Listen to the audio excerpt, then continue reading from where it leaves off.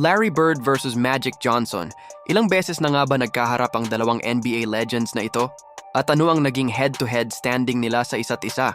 Halika at ating pag-usapan.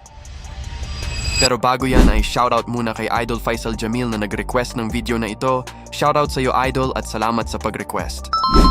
Sa kabuuan, nagkaharap na sila Larry Bird at Magic Johnson sa NBA ng 56 na beses, 37 sa mga ito ay sa regular season at 19 naman sa playoffs.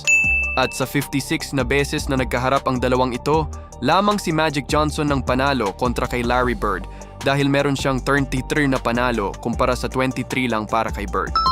At sa 33 na panalo na ito ni Magic Johnson, 22, sa mga ito ay nagawa niya sa regular season habang 11 na panalo naman sa playoffs. Habang ang 23 na panalo ni Bird kontra kay Magic ay 15 sa mga ito ay nakuha niya mula sa regular season habang 8 na panalo naman sa playoffs. At sa NBA Finals naman ay nagkaharap sila ng 3 beses kung saan lamang ulit si Magic Johnson ng 2 panalo kontra sa 1 panalo ni Bird, 1984.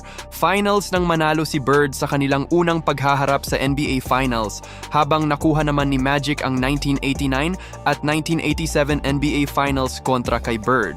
Kaya't masasabi natin na ang Magic at Bird rivalry ang totoong nagpasigla sa NBA noong 80s na siyang nagdala rin ng malaking ratings at global popularity. At ito rin ang tinuturing na isa sa best rivalry sa buong kasaysayan ng NBA na lalong nagbigay ng higit na excitement sa tuwing nagkakaharap ang Los Angeles Lakers at ang Boston Celtics. Kaya't para sa inyo, sino ang higit na mas naging dominante sa dalawang NBA legends na ito, Magic Johnson o Larry Bird?